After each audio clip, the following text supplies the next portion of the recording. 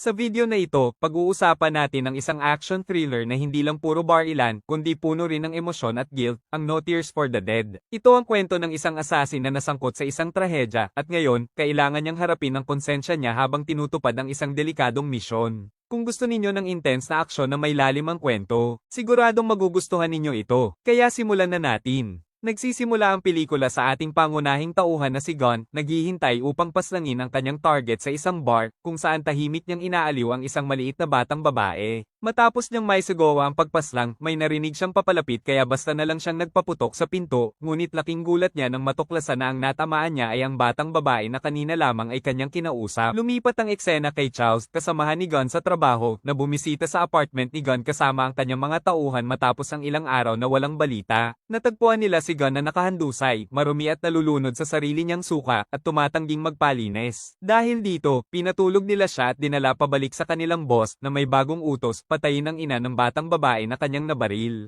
Ang lalaking pinatay ni Gunn ay nagnakaw ng detalye ng offshore account ng kanilang boss at ipinadala ang mga kopya nito sa 3 kakilala, kabilang ang ina ng bata na si Mo. Dahil sa banta sa kanya, napilitan si Gunn na tanggapin ang misyon. Sa kanyang bahay, umiinom si Gunn habang tinitingnan ng larawan ni Mo kasama ang kanyang anak. Kinabukasan, makikita si Mo na pumapasok sa kanyang opisina sa Seoul, hindi alam na ang buong lugar ay minamanmanan ni John Lee, na lihim na nagbabantay sa kanya. Inutusan niya ang kanyang mga tauhan na maging alerto habang sinusundo si Gunn mula sa airport. Dinala nila si Gunn sa kanyang apartment at iniwan siya na may baril at susi ng kotse. Samantala, nagbibigay ng presentasyon si Mo sa kanyang kumpanya at binati ng kanyang kasamahan matapos nito. Kalaunan, pumunta si Mo sa ospital kasama ang isang babaeng doktor upang dalawin ang kanyang ina na may demensya. Habang nasa elevator, napansin niya si Gunn sa likuran niya at maging sa pagsunod nito sa kanyang sasakyan. Sa kanyang bahay, nagsisimulang mabagabag si Gunn habang nakikita ang mga larawan ni Mo at ng kanyang anak. Kinabukasan, pumunta si Mo sa presinto upang kunin ang mga gamit ng kanyang asawa habang lihim siyang near record at tinatanong tungkol sa mga kasamahan nitong sangkot sa ilegal na gawain. Sinundan ni Gunn si Mo at pinasok ang kanyang bahay, sinuri ang lahat ng naroon. Nang gabing iyon, pumasok siya sa silid ni Mo at ninakaw ang memory card ng kanyang cellphone upang makuha ang impormasyong kailangan niya. Sa loob ng kanyang sasakyan, tinitingnan niya ang mga personal na larawan ni Mo at lalo siyang naapektuhan nang makita ang mga larawan ng kanyang yumaong anak. Samantala, pinatay ng mga tauhan ni John Lee ang kaibigan ng asawa ni Mo sa pamamagitan ng overdose at ginamit ang telepono nito upang makuha ang numero ni Mo. Sa isang awarding ceremony, tinawagan nila si Mo upang kumpirmahin ang kanyang pagkakakilanlan. Dito, ginawaran siya bilang masipag na team leader at napilitang kumanta sa harap ng lahat. Sa gitna ng pangyayaring ito, nalaman na si John Lee pala ay isa sa kanyang mga kasamahan sa trabaho. Habang nag-iisa, umiiyak si Mo sa loob ng kanyang sasakyan habang naaalala ang kanyang anak, isang eksenang nasaksihan ni Gunn. Sinundan niya si Mo sa ospital kung saan muli silang nagkita sa elevator. Ipinakilala niya ang sarili bilang Mark at lihim na near record ang kanilang usapan na paulit-ulit niyang pinakikinggan habang sinusubok ang kanyang baril. Kinabukasan, nakuha ni Mo ang mga gamit ng kanyang asawa, kabilang ang isang USB na nangangailangan ng password. Nang mabuksan niya ito, naalerto si John Lee. Samantala, muling pumasok si Gunn sa bahay ni Mo at natuklasan ang silid ng kanyang yumaong anak. Nakakuha siya ng utos na patayin si Mo at kunin ang cellphone nito. Ngunit nagbago ang kanyang isip nang makita si Mo na walang malay dahil sa overdose. Sa kabila nito, nagpaputok siya, ngunit kalaunan ay malalaman na hindi siya tinamaan dahil tinawagan ni Gunn ang emergency bago umalis. Nagalit si John Lee nang malaman ito at iniutos sa patayin si Gunn dahil sa pagtataksil. Iniwan ni Gunn ang lahat at binisita ang libingan ng batang babae. Samantala, iniimbestigahan si Mo sa ospital at nalaman na ang kanyang asawa ang nagnakaw ng impormasyon ng sindikato. Pinilit niyang tumulong sa pulis, ngunit nawalan siya ng malay matapos magalit. Dumating sa Seoul si Charles at ang kanyang grupo at naghasik ng karahasan. Tinawagan ni Gunn si Mo upang balaan siya at sabihing tumakas, ngunit nahuli siya ng isa sa mga tauhan ni John Lee. Nakulong siya sa banyo hanggang sa dumating si Gunn at iligtas siya. Sa ospital, ibinigay ni Mo ang ebidensya sa pulis, ngunit may nakaabang na panganib sa parking area. Sa huli, lumabas si Gunn mula sa dilim at pinatay ang umaatake na nagligtas kay Mo. Kinuha niya ang kanyang telepono at kinontak ang kanyang employer na kalaunan ay nalaman na pangunahing tauhan ni John Lee. Lumabas na naroon din sina Charles at ang kanyang mga tauhan at dahil sa magkaibang paraan nila ng pagharap kay Gunn, nagkaroon ng alitan sa pagitan nila hanggang sa maghiwa-hiwalay. Samantala, nagwala si John Lee sa banyo ng mga lalaki, kung saan masama niyang tinrato ang isang babaeng janitor na nakarinig sa kanilang usapan tungkol sa pagpatay bago siya umalis upang ipagpatuloy ang kanyang plano. Dinala ng mga detective si Mo sa apartment ng isang hacker at pinakiusapan siyang ibigay ang password upang ma-access ang data at mahuli si John Lee. Sinunod niya ito, kaya na-encrypt ng hacker ang data at naibigay ito sa kanila. Ngunit napansin ni Gunn ang isang bagong grupo na papasok sa gusali, at may hawak na lokasyon ni Mo sa kanilang telepono. Pinatay niya ang isa sa mga ito at kinuha ang telepono. Ginamit niya ito upang tawagan ang kanyang employer na siyang nagbunyag sa batang detective bilang traidor.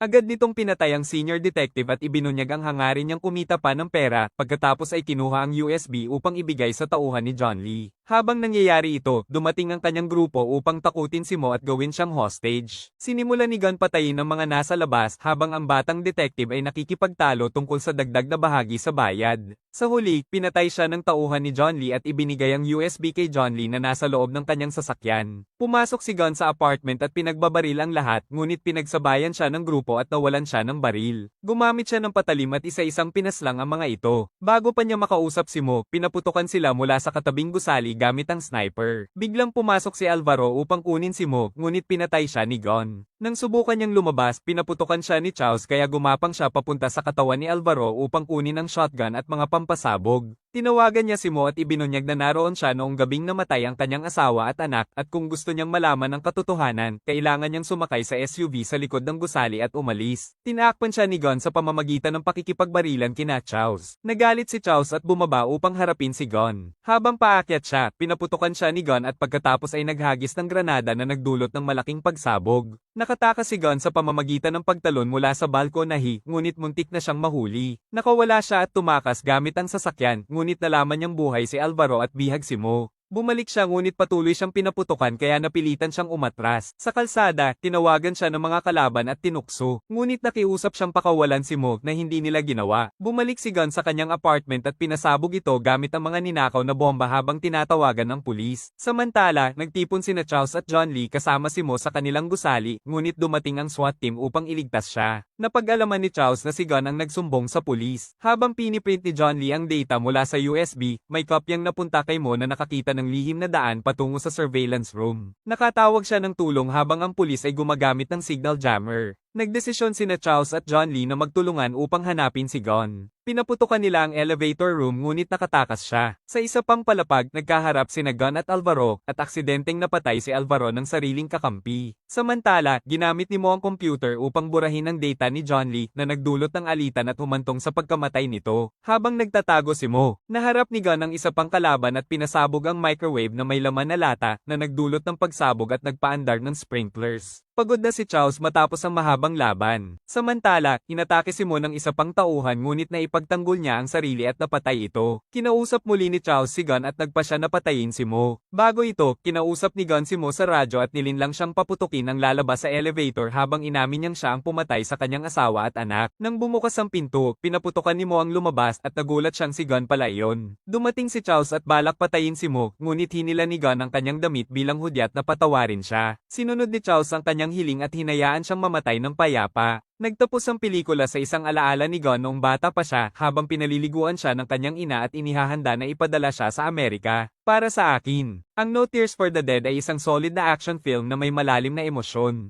Hindi lang ito tungkol sa bar-ilan, kundi sa guilt, redemption, at kung paano hinahabol ng nakaraan ang isang tao. Ang pinaka nagustuhan ko dito ay yung balance ng aksyon at drama. Hindi siya puro laban, pero kapag may action scenes, ramdam mo talaga ang intensity. Overall, isa itong pelikula na hindi lang nakakakaba, kundi nakakaramdam ka rin ng bigat sa bawat desisyon ng karakter. At doon nagtatapos ang ating pagtalakay sa No Tears for the Dead. Isang pelikula na nagpapaalala na kahit gaano ka pa katigas, darating ang panahon na haharapin mo rin ang sarili mong konsensya. Kung nagustuhan ninyo ang video na ito, huwag kalimutang mag-like, mag-subscribe, at i-hit ang notification bell.